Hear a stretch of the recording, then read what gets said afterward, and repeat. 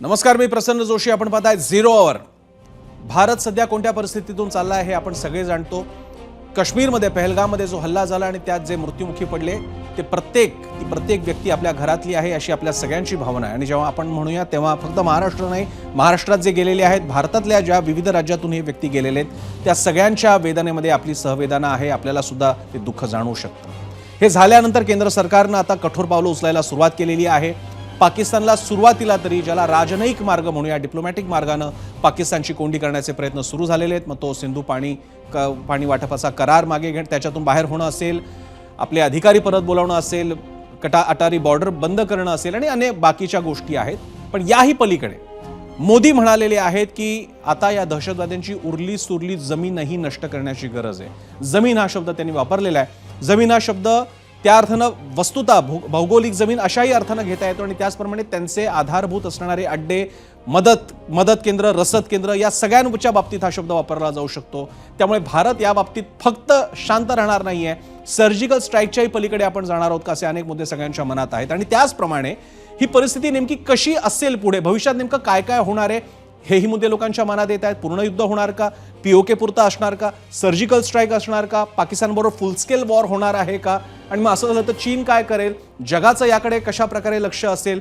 कारण सध्या मुळातच जगामध्ये इकडे मिडल ईस्टमधला इस्रायल पॅलेस्टाईनचा मुद्दा मिटलेला नाहीये, रशिया युक्रेन मिटलेलं नाहीये, अमेरिका एका वेगळ्याच मोडमध्ये आहे. असं असताना भारत पाकिस्तानच्या युद्धाचे परिणाम फक्त दक्षिण आशियापुरता राहणार नाहीत. आणि हे कमी म्हणून की काय, आपल्या देशाच्या अंतर्गत सुद्धा एक खदखद आहे. कारण या सगळ्या प्रकाराला दुर्दैवाने जो एक धार्मिक रंग मिळाला आणि त्याला आपली कोणाची चूक नाहीये, ती पूर्ण चूक दहशतवाद्यांची आहे. ज्यांनी धर्म विचारून गोळ्या झाडल्या, ज्यांनी कलमा पढायला लावला, ज्यांनी त्या महिलांना स्वतःच्या कपाळावरच्या टिकल्या फेकायला लावल्या, अल्लाहू अकबर म्हणायला लावलं आणि एवढं करून सुद्धा पुन्हा त्यांच्या पतींना त्यांच्या डोळ्यासमोर मारलं. या सगळ्याचा अपरिहार्य आणि दुर्दैवी जो होऊ नये असा परिणाम भारतात सुद्धा होतोय. या सगळ्या पार्श्वभूमीवर आपल्याला या घडामोडी बघायच्या आहेत. कारण जे काही आता युद्ध असेल त्यातलं एक युद्ध असेल जे सीमेवरती लढलं जाईल, ते कदाचित पीओके सीमेवरती लढलं जाईल. आणि दुसरं युद्ध जे आहे मानसिक सायकोलॉजिकल वॉरफेअर असणार आहे, ते मात्र आपल्या प्रत्येकाच्या मेंदूपर्यंत पोहोचणार आहे. आणि तिथे आपण पाकिस्तानच्या या अजेंड्याला तोंड देणार आहोत का, पाकिस्तानच्या लष्कराला आपण आपल्या डोक्यात मेंदूत जागा देणार आहोत का, इथपर्यंत हे प्रश्न इतका व्यापक पट आहे या सगळ्या विषयाचा. आणि तोच विषय आज आपण झिरो आवरला घेतलेला आहे, ज्यासाठी आपल्यासोबत मान्यवर आहेत. पण त्यांच्याकडे जाण्यापूर्वी आज पंतप्रधान मोदींनी जो दृढ निश्चय व्यक्त केलेला आहे, आपण पहिल्यांदा बघूया ते काय म्हणाले बिहारमध्ये आणि त्यानंतर वळूयात आपल्या चर्चेकडे. यहाँ पर थी, क्या बोलते, भेलपुरी खा रही थी, मेरा पति साइड में था, एक इंसान है उसने उसको गोली मार दी. मेरे पति का बच्चा लो. हम बचा देगा, कोई बात नहीं, बैठ प्लीज भगवान. देश के दुश्मनों ने भारत की आत्मा पर हमला करने का दुस्साहस किया है.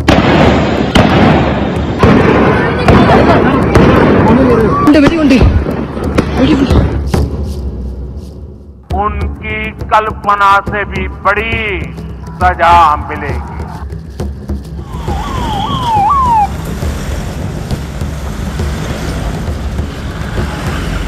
अब आतंकियों की बची खुची जमीन को भी मिट्टी में मिलाने का समय आ गया है.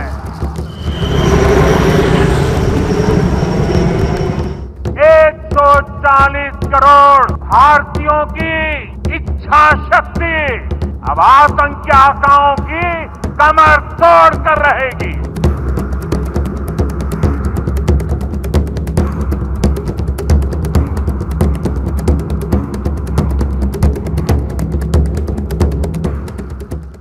त्यामुळे हे निश्चित आहेत की येता काही काळ हा साधा सुद्धा असणार नाहीये. आपल्याला सुद्धा या युद्धामध्ये प्रत्यक्षात आपली भूमिका नसली तरी सुद्धा आपल्या भूमिकांसोबत त्याचप्रमाणे देशाची सामरिक सुरक्षा, शांतता आणि सिव्हिल लाईफ, ज्याला आपण नागरी आयुष्य, यामध्ये कोणताही अडथळा उत्पन्न न करणं ही एक मदत आपण करू शकतो. लष्करासाठी आपल्याला सीमेच्या पलीकडचा फ्रंट पाकिस्तानने ओपन केलेला आहे, आतला फ्रंट आपल्याला ओपन नाही करायचा, आपल्या एकमेकांमध्ये नाही लढायचं आहे. हे सगळे विषय घेऊन आपण बोलणार आहोत. आपल्यासोबत मान्यवर आहेत नेहमीप्रमाणे. आपल्यासोबत असतील डॉक्टर इर्शाद अहमद खान, हे पाकिस्तानमधले वरिष्ठ पत्रकार आहेत, त्यांचं स्वागत. त्यानंतर अभय पटवर्धन, निवृत्त कर्नल आहेत, ते याच्यातल्या लष्करी अंगाबद्दल सांगतील. विजय खरे, आंतरराष्ट्रीय विषयांचे अभ्यासक आणि पुणे विद्यापीठाच्या कार्यकारी मंडळावर सुद्धा आहेत.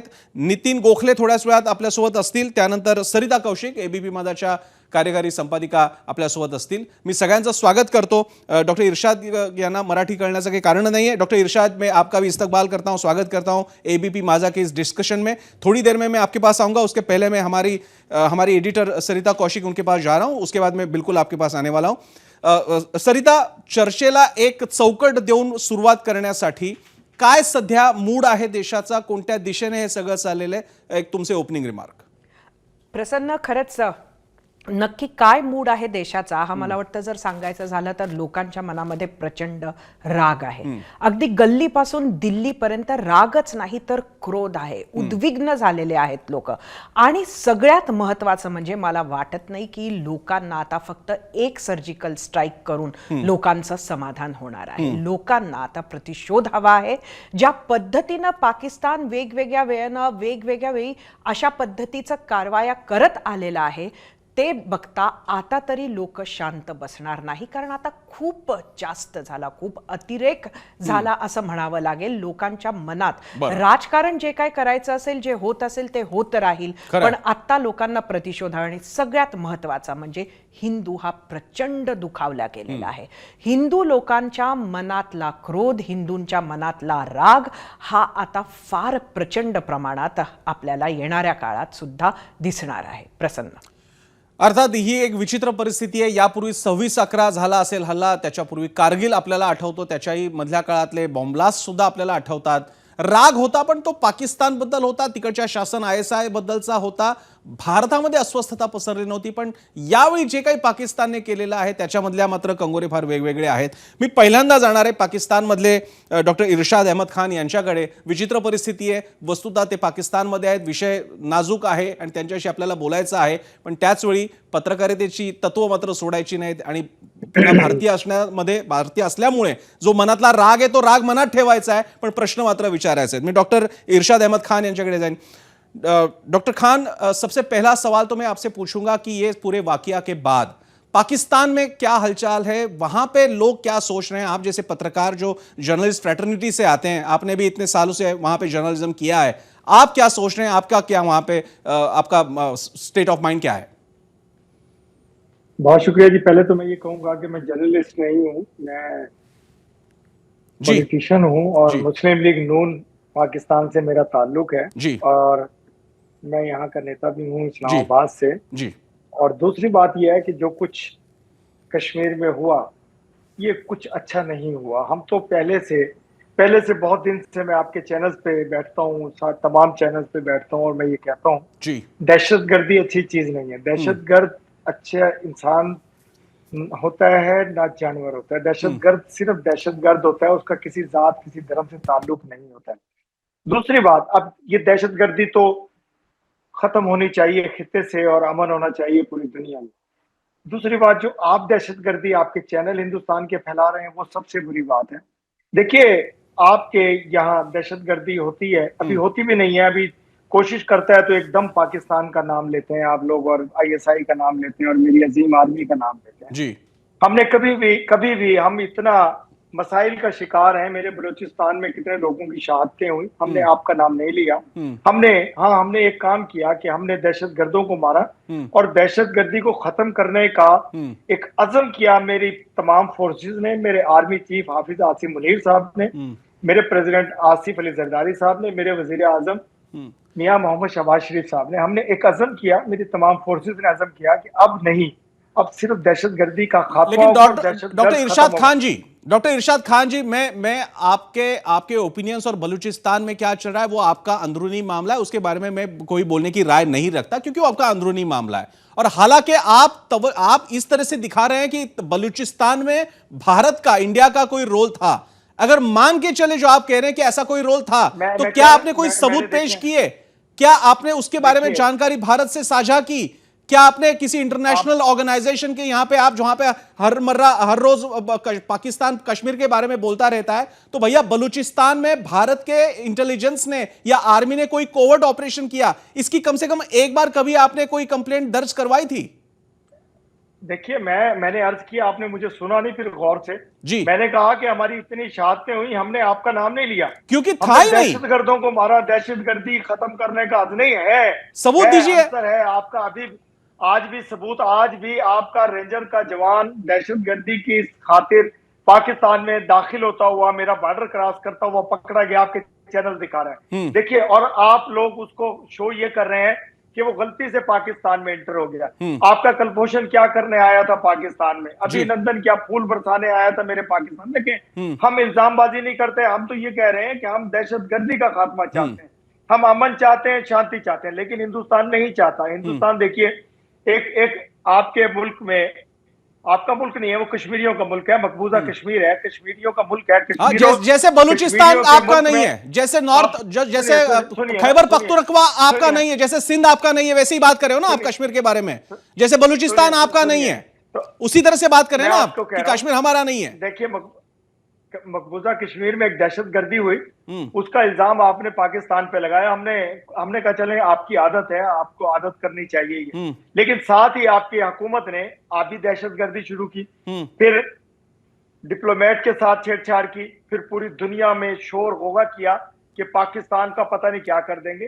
खान जी, खान साहब, आप मेहमान के तौर पे हैं, इसलिए मैं खुद को बहुत रोक रहा हूं, क्योंकि आप मेहमान हो और आप हमारे चैनल के इस प्रोग्राम में शिरकत कर रहे हैं, इसलिए मैं आपका सम्मान कर रहा हूं। लेकिन आपको बता दूं, याद दिला दूं अजमल कसाब की, जिसका गांव आपके पाकिस्तान में था और सारा दुनिया का मीडिया वहां पे पहुंच चुका था, और आपके सरकार को कुछ बात नहीं कर पाए कि कसाब किसका है। अजमल कसाब की ट्रेनिंग आप लोगों ने की, पाकिस्तान के खिलाफ उसको उकसाया जा रहा था, उसकी ट्रेनिंग हो रही थी, लेकिन उसका दिमाग दुरुस्त हुआ और उसने आपकी ट्रेनिंग का बदला लिया। आपने इल्जाम हम पे लगाया, हमने कबूल किया कि चले जी, हमारे अच्छे पड़ोसी हैं, शायद कभी समझ आ जाए आप लोगों को भी कि पाकिस्तान का लेना देना नहीं है दहशतगर्दी से, पाकिस्तान दहशतगर्दी को पसंद नहीं करता है। लेकिन खुदारा आप अब बाज आ जाइए, ये वक्त नहीं है लड़ने का, झगड़ने का। और ये अब जंग, जो लड़ाई है, ये तलवारों से या मुक्कों से नहीं होगी, ये एक बटन की जंग है। आपने फेंका तब भी दोनों तबाह, हमने फेंका तब भी हिंदुस्तान पाकिस्तान तबाह। ये देख लीजिए, आप अपने लोगों को कहिए, अपने मीडिया से कहिए, अपने सियासतदानों से कहिए, बाज आ जाइए अपनी दहशतगर्दी से जो फैला रहे हैं आप चैनल्स के थ्रू, आप अपने लोगों के थ्रू।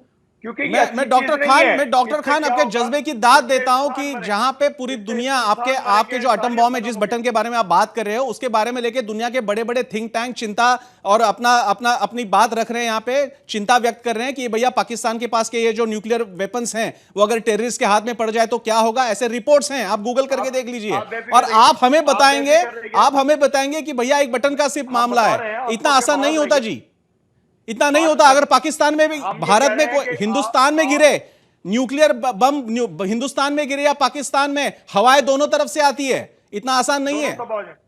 मैं वही कह रहा हूं, आपने सुनते नहीं है मेरे ख्याल, आप गौर से मुझे सुन नहीं, आपको उर्दू आती नहीं है जी। मैं ये कह रहा हूं, बटन आप दबाएं या बटन हम दबाएं, तबाह दोनों हो जाएंगे। इंसान मरेंगे, इंसानियत खत्म होगी। खित्ते से हमारे रूह जमीन से, जो ये हिंदू पाक की जमीन है, एक ही जमीन है, दरमियान में एक बाढ़ है।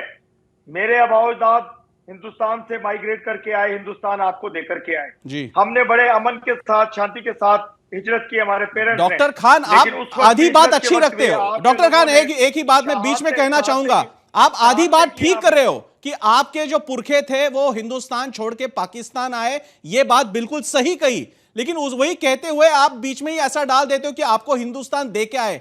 हम हिंदुस्तान तो पहले से था ही। जिन्ना जी के आपके जो कायदे आजम है, जिन्ना जी, जिनको बाद में मरते वक्त एक अच्छा हॉस्पिटल नसीब नहीं हुआ था, एक कराची के, लाहौर के पास, इस्लामाबाद के पास शायद, आपके वजीर आजम, आपके कायदे आजम जिन्ना जी को एक एम्बुलेंस उन्हें नसीब नहीं हुई थी, एसी एम्बुलेंस, और वो पाकिस्तान कह रहा है कि हमने हिंदुस्तान छोड़ दिया। ये आपकी हिस्ट्री का नॉलेज है डॉक्टर खान?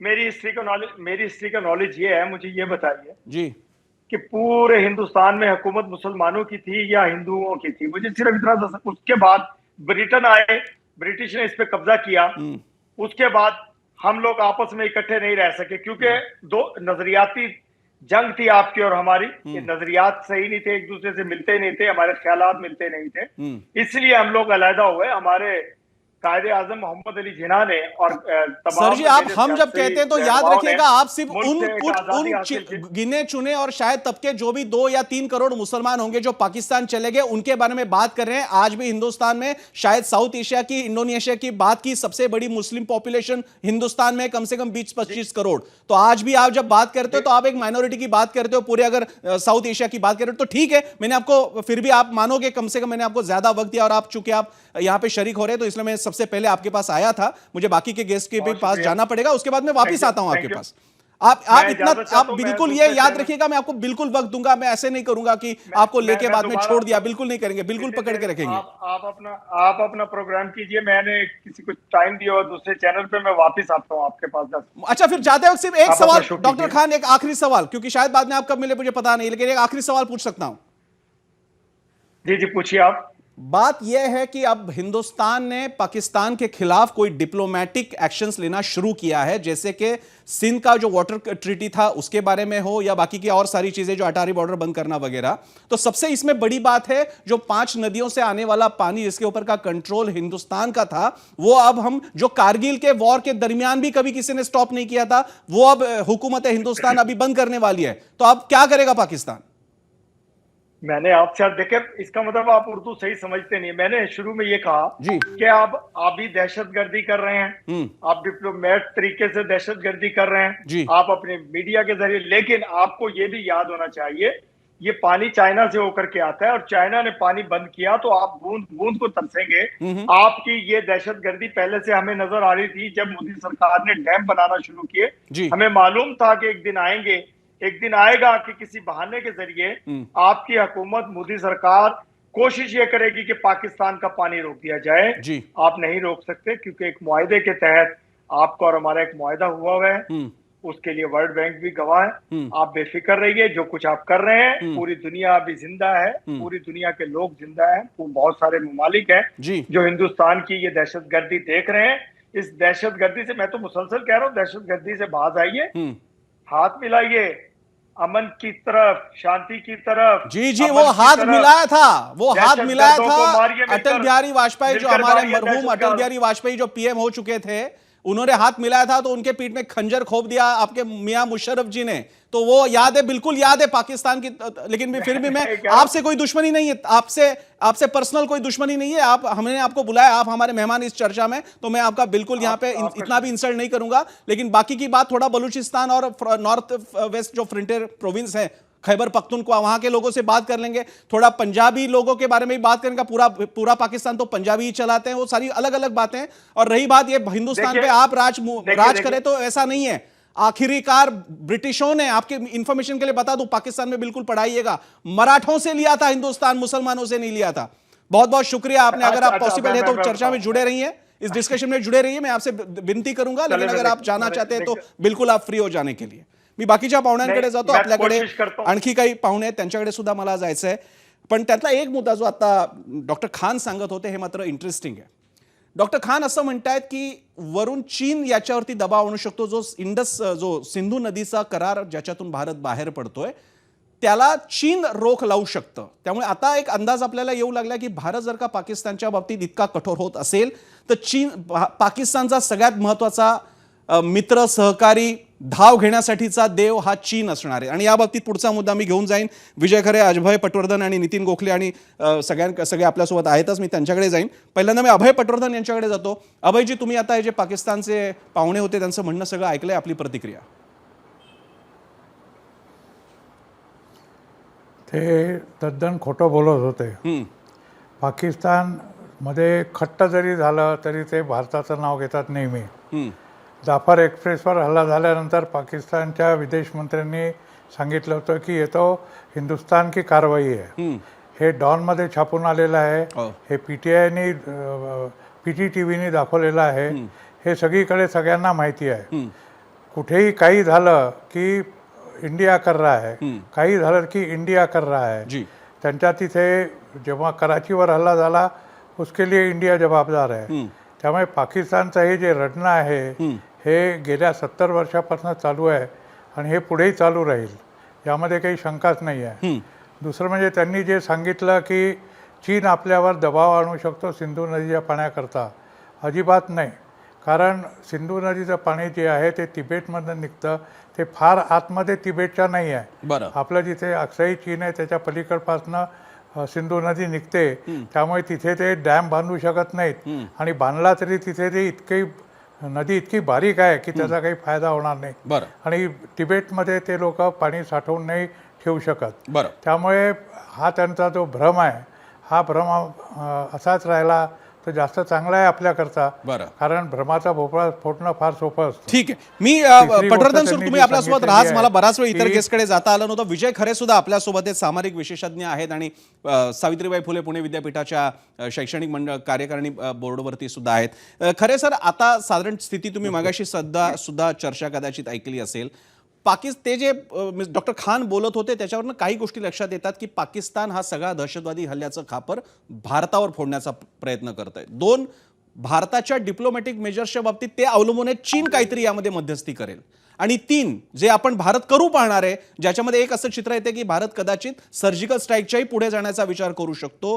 त्या बाबतीत ते असं म्हणतात की अभी बटन का ये वॉर है, आणि बटन म्हणजे कोणतं, न्यूक्लिअर बटन, असं ते सांगायचा प्रयत्न करत होते. या 3 मुद्द्यांच्या अनुषंगाने तुम्ही काय सांगाल? नमस्कार. पहिल्यांदा त्यांनी जो मुद्दा मांडला न्यूक्लिअर अण्वस्त्रांच्या संदर्भामध्ये, हो. की 4 महत्वाचे फॅक्टर फार महत्वाचे, त्याचं अनालिसिस आपण केलं पाहिजे. सामरिक आणि सुरक्षेच्या चौकटीतून आण्विक शस्त्रांचा वापर 45 नंतर जगाने कुठेही बघितलेला नाही. परंतु जो सिद्धांत आहे आण्विक सिद्धांत, त्याच्यामध्ये कॅपॅबिलिटी, क्रेडिबिलिटी, कम्युनिकेशन आणि रॅशनॅलिटी या 4 फॅक्टरवर अणुशस्त्रांचा आपण बघत असतो, वापर करण्याचा अगोदर तयार करतो. कॅपॅबिलिटीच्या संदर्भामध्ये जर आपण बघितलं तर निश्चितच भारत पाकिस्तानच्या सरस आहेत. आपण जर फर्स्ट स्ट्राईक ज्याला म्हणतो, जर कदाचित पाकिस्तानकडनं फर्स्ट स्ट्राईक झाला तर सेकंड स्ट्राईक करत असताना आपण अशा पद्धतीने करणार की जेणेकरून भारत जगाच्या मॅपवर पाकिस्तान राष्ट्र आपल्याला पुढची 100 वर्ष दिसणार नाही. नंबर 1 त्याची कॅपॅबिलिटी. क्रेडिबिलिटी, ज्या पद्धतीची क्रेडिबिलिटी आपल्याकडे आहे, ओन सायंटिस्टने तयार केली, तशा पद्धतीची क्रेडिबिलिटीच्या संदर्भात पाकिस्तानकडे अण्वस्त्राची जी आहे तशी क्रेडिबिलिटी आपण करू शकत नाही, कारण ती सर्व चोरलेली आणि चीनच्या आधारावर त्याची क्रेडिबिलिटी आहे. दुसरं जे कम्युनिकेशन आणि रॅशनॅलिटीच्या संदर्भामध्ये जास्त मुद्दा मांडणार नाही, परंतु हा जो पाणी वाटपाच्या प्रश्नाचा ज्या संदर्भामध्ये आहे सिंधू, खरं म्हणजे हे फर्स्ट टाइम भारत आणि पाकिस्तान यांच्यामध्ये थर्ड पार्टीद्वारे त्रयस्थ मध्यस्थीद्वारे हा करार झालेला आहे. 1950 पासून वर्ल्ड बँक त्या पाठीमागे लागत होते, भारताला रिक्वेस्ट करत होते आणि 1960 हा करार झाला. या करारामध्ये 3 महत्वाचे मुद्दे ते खरं तर आपण बघितले पाहिजे. त्याला भावनात्मक पातळीवर चर्चा न करता त्याला एक सामरिक आणि सुरक्षेच्या बाबतीत त्या करारामध्ये एक परमनंट इंडस कमिशन आहे की जर समजा या दोन्ही राष्ट्रांमध्ये काही संघर्ष झाला तर त्याच्यामध्ये त्या कमिशनकडे दोन्ही राष्ट्र चर्चा करू शकतात. म्हणून भारत सरकारने फार स्ट्रॅटेजिकली मूव्ह घेतलेली, तो करार कॅन्सल केला नाही तर आपण सस्पेंड केलेला आहे. Number 1. Number 2, dispute resolution mechanism त्याच्यामध्ये आहे. त्याच्यामध्ये 3 महत्वाचे फॅक्टर आहेत. एक आहे निगोशिएशन आहे, दुसरं आहे न्यूट्रल एक्सपर्ट असेसमेंट असणार आहे, आणि तिसरं जे इंटरनॅशनल आर्बिट्रेशन. आता चर्चा न्यूट्रल एक्सपर्ट, वर्ल्ड बँक, उद्या जर पाकिस्तान तिकडे जर गेला वर्ल्ड बँककडे, आपल्याला न्यूट्रल एक्सपर्ट जे त्यांच्या असेसमेंट थ्रू तो प्रश्न सोडावा लागेल. आणि थर्ड त्यांच्याकडे ऑप्शन आहे इंटरनॅशनल आर्बिट्रेशन. आता हे झालं तर हे टेक्निकली मुद्दे, परंतु सर्वात महत्वाचं सध्या आता जी लोकांची भावना आपल्याला पाहावयास मिळते की संपूर्ण म्हणजे लगेच मिलिटरी ऍक्शन घ्या आणि कारवाई करा. बरोबर. पाक ऑक्युपाईड काश्मीर किंवा इतर प्रांतामध्ये आपल्याला निश्चितच त्या ठिकाणी कारवाई कराल, कारण सर्व जे प्रश्न आहेत तिथूनच आपल्याला आहेत. परंतु हे करत असताना ज्या पद्धतीने आपण म्यानमारमध्ये आणि भूतान आणि इतर प्रांतामध्ये टेररिस्टचे 2010च्या पूर्वी आपण तिथले जे ट्रेनिंग बेसिस आहेत ते डिस्ट्रॉय केले होते. त्या पद्धतीने आपल्याला त्याचं मीडिया चर्चा न करता त्याच्यावर त्या पद्धतीची एक काउंटर रिएक्शन आपल्याला द्यावी लागेल. We need to revisit that counter strategy. Number 1. हा मी येतो खरेजी, मी याच्यानंतरचे बाकीचे मुद्दे घेऊन तुमच्याकडे येतो. एक छोटासा ब्रेक घेणार आहे. ब्रेकच्या नंतर आपण भारतामध्ये मगाशी कार्यक्रमाच्या सुरुवातीलाच म्हटल्याप्रमाणे एक फ्रंट ही भारत पाकिस्तान बॉर्डर आणि भारत POK, आणि POK काय पाकिस्तानचा भाग नाही त्यामुळे ती मी वेगळी बॉर्डर मानतो. भारत POKच्या ठिकाणी काही होऊ शकतं, पण यापेक्षा भारताच्या आतमध्ये जी अस्वस्थता पसरवण्याचा प्रयत्न होतोय त्या बाबतीत सुद्धा मला चर्चेकडे घेऊन जायचंय. आणि आपली चर्चा सुरू आहे. पहलगाम हल्ला, काश्मीरमधली परिस्थिती, भारतातली परिस्थिती आणि सगळ्यात महत्त्वाचं म्हणजे भारत पाकिस्तान दरम्यान काय होणार, काय शक्यता संभाव्यता आहे त्याबद्दल. पुढे जाण्यापूर्वी एक अपडेट मात्र आहे प्रेक्षकांसाठी. नुकतीच दिल्लीमध्ये केंद्र सरकारनं बोलवलेली सर्वपक्षीय बैठक संपलेली आहे आणि चांगली बाब म्हणजे सर्व पक्षीयांनी एकमुखाने या बाबतीत भारत सरकारच्या मागे उभं राहण्याचं ठरवलेलं आहे आणि पाठिंबा देऊ केलेला आहे. हा महत्त्वाचा मुद्दा आहे, कारण तोच विषय आपल्याला पुढे घेऊन जायचा आहे. कारण जर का भारत काही मोठं पाऊल उचलणार असेल तर अशावेळी राजकीय स्थिरता असणं फार गरजेचं असतं. आपल्यासोबत आता नवीन गेस्टही जॉईन होत आहेत. आपल्यासोबत नितीन गोखले असतील, सामरिक विशेषज्ञ आहेत. अनेक वर्ष त्यांनी भारतातला डिफेन्स अँड स्ट्रॅटेजिक अफेअर्स या विषयामध्ये अनेक वर्ष त्यांनी काम केलेलं आहे. त्यांच्याकडे जाण्यापूर्वी मी हा आत्ताचा ताजा मुद्दा घेऊन जातोय ABP माझाच्या कार्यकारी संपादिका सरिता कौशिक यांच्याकडे. सरिता. प्रसन्न, खरं तर ही चांगली बातमी म्हटली पाहिजे आपल्या देशासाठी, कारण आपल्या देशातला कुठलाही प्रश्न हा राजकारणावर येऊन थांबतो. आणि गेल्या काही वर्षात आपण असं बघितलेलं आहे की विरोधासाठी विरोध करणं ही एक, मला वाटतं, नवीन राजकारणाचा नियम झालेला आहे. आज जर राजकीय पक्ष हे बाजूला ठेवू शकले असतील आणि सगळ्यांनी एकत्र उभं राहण्याचं जर ठरवलं असेल तर देशासाठी ही अत्यंत महत्त्वाची अशी बातमी आहे. कारण आता देशाला प्रत्येक वाक्य देशातून जे आपली नेते मंडळी बोलतील, जी प्रत्येक देशाची इमेज ही त्याच्याशी टाईड अप असेल. आपल्याकडे बारीक लक्ष जगाचं असणार आहे आणि त्यात राजकारण हा एक महत्त्वाचा भाग आहे. खरं तर लोक प्रसन्न ही थांबलेली आहेत. लोकांना खूप मोठी अपेक्षा आहे. लोकांचा जो क्रोध आहे, जी उद्विग्नता आहे, त्याचं त्यांना बदला हवा आहे. एक सर्जिकल स्ट्राईक करून चालणार नाही, हे जसं मी आधी म्हटलं तेच आत्ता परत एकदा सांगते. आणि त्यामुळे हा जो एकोपाय हा महत्त्वाचा आहे. कारण कुठंतरी सरकारनं काहीतरी करायचं आणि नंतर त्याच्या विरोधात पावलं खेचत आंतरराष्ट्रीय फोरम्सवर जाऊन इतर राजकीय पक्षांनी आपल्याच देशाबद्दल, आपल्याच देशातील नेत्यांबद्दल बोलायचं, हे आता होणार नाही. कारण राजकारण पुढं होऊ शकेल, पण आत्ता त्याची देशाला गरज नाही. आणि ही जी बातमी आलेली आहे ही अत्यंत महत्त्वाची आहे आणि याचे दूरगामी परिणाम होतील. कारण मोदी सरकार आता जे काही पावलं उचलतील त्याला सर्वांचं समर्थन असेल तर ते अत्यंत महत्त्वाचं राहील.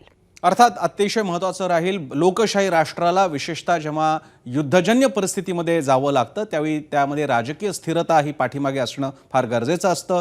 हाच प्रकार आपल्याला जेव्हा बांगलादेश मुक्तीचा काळ होता तेव्हा इंदिरा गांधी, स्वर्गवासी इंदिरा गांधी आणि स्वर्गवासी अटल बिहारी वाजपेयी, तेव्हा एकमेकांची त्यांनी भेट घेतली होती आणि पाठिंब्यासाठी विनंती केली होती, जे आपण नंतर बघितलं सुद्धा आहे. त्यामुळे ही एक सहमती, राजकीय सहमती ही भारताच्या एकतेचं मोठं प्रतिबिंब आहे. त्याचं स्वागत करायला हवं. मी नितीन गोखलेंकडे जाईन. नितीनजी, आता पुढचा प्रश्न आहे, यापुढे काय? आता डिप्लोमॅटिक, राजनयिक मार्गाने भारत जी काही कोंडी करतोय पाकिस्तानची ती तो करेलच. मात्र तुम्ही आतापर्यंतच्या अनुभवाने, तुम्ही कारगिलपासूनचे कॉन्फ्लिक्ट्स पाहिलेले आहेत, कोणते ट्रॅजेक्टरी तुम्हाला काय वाटते? ट्रॅजेक्टरी अशी आहे की कुठलाही रिस्पॉन्स करताना, जिथे असा देश आहे आपल्या विरुद्ध, ज्याच्याकडे आज 6-6.5 लाख सैनिक आहेत किंवा सैन्य आहे आणि न्यूक्लिअर पॉवर सुद्धा आहे पाकिस्तान, अशा वेळेस तुम्ही घाईघाईने आणि रागामध्ये कुठलाही निर्णय घेऊन, कुठलाही आक्रमक पवित्रा घेऊन हल्ला करण्यात काही अर्थ नसतो. कारण त्याच्यामध्ये तुमचं नुकसानच होऊ शकतं. आणि मला माहिती आहे देशभरात खूप राग आहे लोकांमध्ये की का पाकिस्तानला आपण शिक्षा करत नाहीये, पाकिस्तानवर हल्ला का करत नाहीये. पण सरकारला वेगवेगळ्या पैलूंवर त्याच्यावरती आढावा घेऊन मगच ही कारवाई करता येते. तर काल जे रात्री आपण बघितलं ती सुरुवात होती. इंडस वॉटर ट्रीटीचं सस्पेन्शन केलं गेलं आणि बाकीचे 4 पावलं उचलली गेली. आजचं ऑल पार्टी मीटिंग जी झाली ही पण महत्वाची होती. जसं आता तुमच्या संपादकांनी म्हटलं की पूर्ण देशभरात एकी होणं, एकजूट राहणं हे अगदी जरुरी असतं. हा दुसरा स्टेप झाला. आणि आज पंतप्रधानांनी जे बिहारमध्ये त्या हिंदी भाषणाच्या मध्ये एक इंग्रजीमध्ये जे वक्तव्य केलं त्याचा अर्थ खूप डीप आहे. तो समजून घेतला पाहिजे. ही कॉग्नेटिव्ह वॉरफेअरची सुरुवात आहे. बरं. कॉग्नेटिव्ह वॉरफेअर म्हणजे परसेप्शन मॅनेजमेंट करायला लागतं जगभर.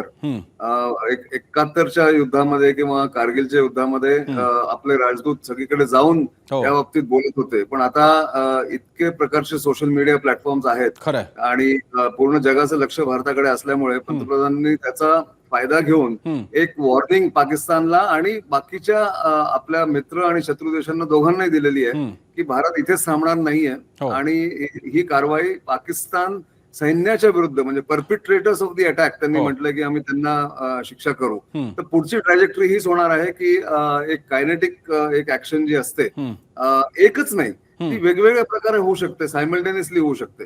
तुम्ही सर्जिकल रेड सारखे रेड करू शकता, स्पेशल फोर्सेसचा अटॅक होऊ शकतो, कराची बंदरावरती हा हल्ला होऊ शकतो 1971 सारखा, आणि अफगाणिस्तानच्या सीमेतनं भारत काहीतरी त्यांच्या पश्चिमी सीमेवरती काहीतरी करू शकतो, असं स्पेक्युलेशन करता येण्यासारख्या बऱ्याचशा गोष्टी आहेत. पण शेवटी तो प्लॅन कधीच होस तोपर्यंत आपल्याला कळणार नाही. पण हे ऑप्शन्स भारताजवळ आहेत आणि ही ट्रॅजेक्टरी हीच असणार आहे की भारताने ऑलरेडी ज्यांचे राजनैतिक जे राजदूत आहेत दिल्लीमध्ये मोठ्या मोठ्या देशांचे, त्या सगळ्यांना आज ब्रीफिंग केलेलं आहे आणि प्रायव्हेटली सुद्धा ब्रीफिंग चालू आहे. त्यामुळे मला असं वाटतं की ह्याचे पुढचं पाऊल जे आहे ते येत्या 15 दिवसात आपल्याला बघायला मिळेल. गोखले सर, तुम्ही राज आपल्यासोबत. खरेंकडे जाण्यापूर्वी मी आपल्यासोबत कर्नल अभय पटवर्धन त्यांच्याकडे मी जाईन. अभय पटवर्धनजी, पाकिस्तानवर हल्ला करा हे झालं एक वाक्य. पाकिस्तान भारताला कुठे कुठे निगडीत आहे तर तो गुजरातला त्याची सीमा आहे, राजस्थानला आहे आणि पुढे पंजाब वगैरे हरियाणा करत ती काश्मीरपर्यंत आपल्याला बघायला मिळते. एवढी मोठी बॉर्डर, त्याच्यामध्ये मी POK वेगळा मानतो, पण टेक्निकली स्पीकिंग पाकिस्तान त्याच्यात सुद्धा इंटरव्हेन करतो. इतकी मोठी बॉर्डर आहे, त्यामुळे पाकिस्तानवर अटॅक करा हे इथे स्टुडिओमधून किंवा तिथे कोणाच्या तरी घरून जरा पाकिस्तानवरती हल्ला केला पाहिजे म्हणणं सोपं आहे. दिशा पण ठरवली पाहिजे आणि ती दिशा भारत एक ठरवू शकतो आणि पाकिस्तान ठरवू शकतो. आपल्याला आठवत असेल बांगलादेश मुक्तीच्या वेळी जेव्हा भारत प्रयत्न करत होता त्यावेळी पाकिस्तानची अपेक्षा होती की भारत त्याच्या वेस्ट बॉर्डरवरती एंगेज राहील जेणेकरून ईस्टला तो काही करणार नाही. आपण जर का POKला घुसायचा प्रयत्न केला आणि त्यांनी जर का फ्रंट्स काय राजस्थानच्या दिशेने पंजाबच्या दिशेने ओपन केल्या तर तुम्ही ही सिच्युएशन कशी पाहताय लष्करी मार्गाने? ते बरोबर आहे. आपल्या दोन देशांमध्ये हे होणारच आहे की ज्या दिशेने आम्ही जाऊ त्याच्या विरुद्ध दिशेने पाकिस्तान जाईल, म्हणजे दुसरीकडे सेकंड फ्रंट उघडी करेल. बरोबर आहे. तसंच आम्ही सुद्धा सेकंड फ्रंट उघडी करू. पण आपल्यापाशी फायदा हा आहे, भारताला ॲडव्हान्टेज हा आहे की जरी आम्ही POKकडे हल्ला केला आणि त्यांनी पंजाबमध्ये म्हणा किंवा राजस्थानमध्ये म्हणा जर त्यांनी फ्रंट उघडली तरी तिथे त्यांना थांबवायचं सामर्थ्य आमच्यामध्ये आहे. आणि आम्ही तिसरी फ्रंट उघडू शकतो जी समुद्रमार्गे आम्ही कराचीवर जसं मागच्या वेळेला हल्ला करून कराची बर्बाद केलं होतं तसं आम्ही यावेळेलाही करू शकतो. त्यामुळे सामरिकदृष्ट्या जर पाकिस्तानने काही पहल केली तर त्याला तोंड देणं हे आम्हाला अतिशय सुलभ जाणार आहे. फक्त आता हा प्रश्न आहे की सध्या भारत काय करेल. तर सध्या भारताकडे करायला 3च ऑप्शन आहेत. एक ऑप्शन आहे की क्रॉस बॉर्डर स्ट्राईक करायचा, जसा मागच्या वेळेला केला होता, ज्याला आपण सर्जिकल स्ट्राईक म्हणतो, 5 ते 6 किलोमीटरपर्यंत, किंवा थोडासा डीप स्ट्राईक करायचा एअरफोर्सद्वारे, जसा आपण बालाकोटवर केला होता, पण तो त्याच्याही पलीकडे जाईल कारण 150 ते 200 किलोमीटर आतमध्ये आपण जाऊ शकतो. तिसरा आहे की आपण एक ऑल आउट वॉर टाईप करू शकतो. जे मगाशी सांगितलं त्यांनी खान साहेबांनी की अण्वस्त्र उपयोगात येऊ शकतात, त्याचा काही चान्सच नाही आहे अण्वस्त्र उपयोगात येण्याचा.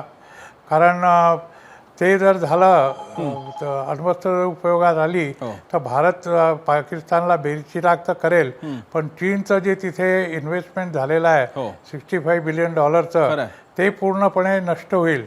आणि ते चीनला आवडेल का? ते जर चीनला आवडणार नसेल तर तो पाकिस्तानला अण्वस्त्र वापरू देईल का? हे फार मोठे प्रश्न आहेत.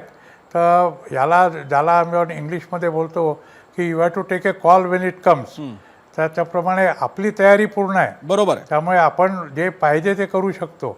मोदींनी आज जे सांगितलं मगाशी मधुबनीमध्ये, त्याच्यामध्ये त्यांनी जे तुम्ही मगाशी दाखवलं होतं मोदींचं भाषण, त्याच्या व्यतिरिक्त त्यांनी 2 गोष्टी सांगितल्या. त्या फक्त ते 2च वाक्य इंग्लिशमध्ये बोलले. पहिली गोष्ट त्यांनी सांगितली की will go to the end of the earth हो. and finish these terrorists who have attacked us. हो. आणि दुसरं त्यांनी सांगितलं की by any act of terrorism India will not be count down. हो. आता हे त्यांनी इंग्लिशमध्ये का सांगितलं? कारण बाकीचे जे पाकिस्तानच्या बाजूने जाणारे फेन्स सिटर लोक आहेत बरं. त्यांनी याच्याद्वारे एक संदेश दिलेला आहे की what I want to say is exactly what I will do. बरं. त्याच्यामुळे ते करतीलच, यामध्ये शंका नाही आहे. पण केव्हा करतील, काय करतील, कर्नल- हा मिलिटरी सिक्रेसीचा प्रश्न आहे. लष्कराकडे अनेक प्लॅन, एक मिनिट सर, लष्कराकडे अनेक प्लॅन्स असतात. कुठला प्लॅन करायचा आणि त्याला पूर्ण करायकरता बरं. राजकीय विल किती आहे बरं. आणि राजकीय सौदेबाजी किती होईल अर्थात. त्याच्यावर ते अवलंबून असतं. कर्नल पटवर्धन, हा अतिशय महत्त्वाचा मुद्दा आहे. त्याच्यानंतर मी पुन्हा क्रोनॉलॉजीने जाताना मी खरेंकडे जाईन, त्यानंतर मी सरिता कौशिक आणि पुन्हा एकदा मी गोखलेंकडे मी येईन. खरे सर, आज मला आता प्रसन्न मला Yes, एक सरिता. आता आपल्याला अभय पटवर्धन यांनी जे सांगितलं त्यावरून मला एक प्रश्न खरं तर नितीनजींना विचारायचा आहे. नितीनजी, एक एकंदरीत चायनाची भूमिका आता काय राहील असं आपल्याला वाटतं? भारत काहीतरी करणार हे दिसतंय. चायनाची भूमिका अत्यंत महत्वाची आहे, कारण चायनाच्या भूमिकेवर आपल्याला होणाऱ्या विरोधाची ताकद किती असणार आहे ते ठरणार आहे. त्यामुळे काय वाटतं आपल्याला? मला असं वाटतं की तुम्ही एक लक्षात घेतलं पाहिजे की आतापर्यंत शी जिनपिंगनी कुठलाही मेसेज पाठवलेला नाहीये या घटनेनंतर. हे नोटीस करा की व्लादिमीर पुटिन आणि डोनाल्ड ट्रम्पनी लगेच भारताला सपोर्ट करून ट्विट केलं किंवा सपोर्ट केला, मेसेज पाठवला. पण शी जिनपिंग कडनं स्वतः काही झालेलं नाही. त्यांनी एक स्टेटमेंट फक्त त्यांच्या प्रवक्त्यांनी केली त्यांच्या रुटीन प्रेस कॉन्फरन्समध्ये. त्याच्यावरनच आपल्याला कळायला पाहिजे की चीन जे आहे ते पाकिस्तानचा जो अभिन्न मित्र आहे, अभिन्न अंग आहे पाकिस्तान त्यांच्या देशाचं, असं झालेलं असल्यामुळे गहरी दोस्ती जी आहे ती ते पटकन सोडणार नाहीत. आणि हा फॅक्टर भारताला नक्कीच आपल्याला लक्षात घेतला पाहिजे काही करताना. आणि जे आपले डिसिजन मेकर्स आहेत ते नक्कीच याच्याकडे लक्ष ठेवून आहेत. पण याच्यात एक मुद्दा असा आहे की अमेरिकेने भारताला पूर्णपणे पाठिंबा दिल्यामुळे चीन पटकन या भांडणामध्ये उतरेल असं मला वाटत नाही. कारण चीनची स्वतःची इंटरनल अवस्था सध्या, आंतरिक सुरक्षा आणि आंतरिक इकॉनॉमी त्यांची खूपच खराब आहे आणि त्यामुळे ते याच्यात पटकन उतरणार नाहीत असं मला वाटतं. ते बघतील. पण पाकिस्तानच्या एक्झिस्टन्सचा जर एखादा धोका झाला की पाकिस्तान पूर्णपणे नेस्तानाबूद होतोय, अशा वेळेस चीन त्याच्यामध्ये हस्तक्षेप करेल असं मला वाटतं. पण ती परिस्थिती आता येईल असं मला वाटत नाही. कारण भारताने जरी पाकिस्तानवरती भारताचा मुख्य उद्देश यावेळेस मला असं वाटतं की पाकिस्तानी सैन्याला आणि त्यांच्या लिडरशिपला शिक्षा देण्याचा आहे. टेररिस्ट लोकांना त्यांनी मागच्या वेळेस हल्ला केला, त्यांना शिक्षा दिली, त्यांचे कॅम्प नेस्तानाबूत केले. पण यावेळेस पाकिस्तानी सैन्याला एक मोठी शिक्षा आणि मोठा एक धक्का देण्याचा एक प्लॅन असणार आहे असं मला वाटतं. नितीनजी, आपण म्हणता आहात तो अत्यंत महत्वाचा मुद्दा आहे. पण दोन गोष्टी ज्या आपण सातत्यानं बोलत असतो, इंग्रजीतले हे सेईंग्ज आहेत. एक म्हणजे की justice has to be seen to be done, आणि दुसरे आहे की justice delayed is justice denied. आणि एकीकडे आपण हेही म्हणत होतो की हमला कधी करायचा हे महत्वाचं आहे. इथनं लोकांचा राग, लोकांचा क्रोध हा एक भाग आहे. पण शेवटी हे सुद्धा दोन अत्यंत महत्वाचे मुद्दे आहे. त्यामुळे हे लक्षात घेता आपली सरकार कधी हे पावलं उचलू शकेल असं आपल्याला वाटतं? हे टाइमलाईन मी कधीच सांगू शकणार नाही, कारण मला त्याच्यातली काहीच निर्णय कसे घेतले जातात त्याची कल्पना नाही. निर्णय कसे घेतले जातात त्याची कल्पना आहे, पण काय निर्णय घेतले जातात ती कल्पना नाही. पण मी तुम्हाला एक सांगतो की आता हे 2 पावलं जी 2 दिवसात उचलली आहेत त्याच्यानंतर ही तयारी सुरू झालेली आहे. आणि एक 15 दिवसात काहीतरी एखादा एक आक्रमक पवित्र आणि आक्रमक हल्ला पाकिस्तानी सैन्याच्या एखाद्या ठिकाणावरती, त्यांच्या लिडरशिपवरती होण्याची शक्यता नाकारता येत नाही. आणि हे भारतालाही माहिती आहे, भारताच्या लिडरशिपलाही माहिती आहे की लोकांचा जो रोष आहे त्याला जर शांत करायचं असेल आणि पाकिस्तानला शिक्षा करायची असेल तर हे लवकरात लवकर, पण अगदी म्हणजे अत्यंत लवकर पण न करता तो केला पाहिजे. त्यामुळे टाइमलाईन देणं शक्य नाही, पण 15 दिवस आपल्याला धरता येतील की येत्या 15 दिवसात काही ना काहीतरी आपल्याला बघायला मिळेल असं मला वाटतं. मी हा मुद्दा घेऊन मी खरेंकडे जाईन. खरे सर, आपण ही जी सगळी ॲक्शनचा विचार करतोय, मी एक छोटी आठवण करून देऊ इच्छितो. 26/11च्या वेळी अशी चर्चा होती की तेव्हाचा UPA गव्हर्नमेंट पूर्ण या स्थितीमध्ये होती की पाकिस्तानवरती आता ॲक्च्युली काहीतरी केली पाहिजे, ॲक्शन केली पाहिजे, पण अमेरिकेच्या दबावाने ती गोष्ट थांबवण्यात आली. तेव्हा ओबामा होते प्रेसिडेंट. माझा आपल्याला असा प्रश्न आहे, आताची ही विचित्र अशी सिच्युएशन आहे, याला चीनच्या बद्दल मगाशी आपल्याला गोखलेंनी सांगितलं, US अमेरिका कशी याला प्रतिसाद देईल? खरं म्हणजे आपण आतापर्यंत 2 फ्रंटने विचार करत होतो सुरक्षा आणि सामरिकच्या दृष्टिकोनातून, एक चीन आणि पाकिस्तान. पण आता नुकतेच गेल्या वर्षापासून तिसरा एक फ्रंट भारताच्या अगेन्स्ट उभा झालेला आहे, त्याच्या म्हणजे बांगलादेश. आता बांगलादेश लष्करी दृष्ट्या जरी तेवढा सक्षम नसेल तरी मात्र बाकीच्या फॅक्टरने इफेक्ट होऊ शकतो. नंबर 1. नंबर 2, चीनचे जे CPEC जे चायना पाकिस्तान इकॉनॉमिक कॉरिडॉर आहे, त्याचा सर्वात जास्त स्ट्रॅटेजिक इंटरेस्ट आहे त्या ठिकाणी, आणि त्यामुळे चीन असं कुठलंही भारताच्या मुवमेंटवर बारीकपणे लक्ष ठेवून असं कुठले मुवमेंट होऊ देणार नाही की जेणेकरून त्यांच्या स्ट्रॅटेजिक इंटरेस्टला धक्का लागेल. सध्या ज्या पद्धतीने त्यांची मुवमेंट सुरू आहे त्याला त्या पद्धतीने काउंटर करते.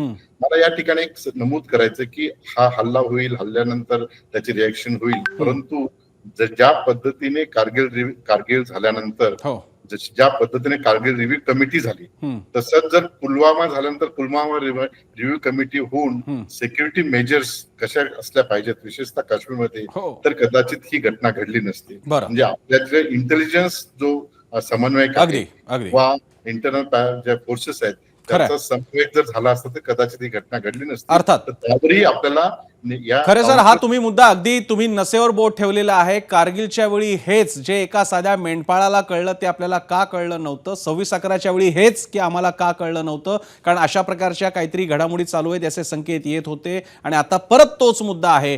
8 तास जर का भारत पाकिस्तान प्रवास करायला त्या दहशतवाद्यांना लागत असतील, तर एवढ्या आतमध्ये येऊन ते एवढ्या गोष्टी करत असतील, रेकी करत असतील त्या भागाची, तर मग आमचं इंटेलिजन्स काय करत होतं? ही 3 बोटं आपल्याकडे रोखलेली आहे जी खरेंनी सांगितलेली आहे. मी शेवटची 3 मिनिटात मी सरिता कौशिक यांच्याकडे जाईन, कारण कार्यक्रमाच्या सुरुवातीलाच मी म्हणालो होतो की एक फ्रंट आहे जी पाकिस्तान बॉर्डरवरची आहे, आणि एक फ्रंट जी खुली नाही करायची आहे युद्धासाठी, ती म्हणजे भारताच्या आतली, आपल्या सगळ्यांच्या मनातली आणि डोक्यातली फ्रंट आहे ती. मी सरिता तुम्हाला विचारतो, सध्या सोशल मीडियावरती हिंदू मुस्लिम चाललेला आहे, तिकडच्या त्या दहशतवाद्यांनी कोणाला तरी कलमा पडायला लावला म्हणून इथल्या मुसलमानांचं काय करायचं अशी चर्चा सुरू आहे, आणि हा फ्रंट जास्त धोकादायक आहे पाकिस्तानपेक्षा, त्याचं काय करायचं?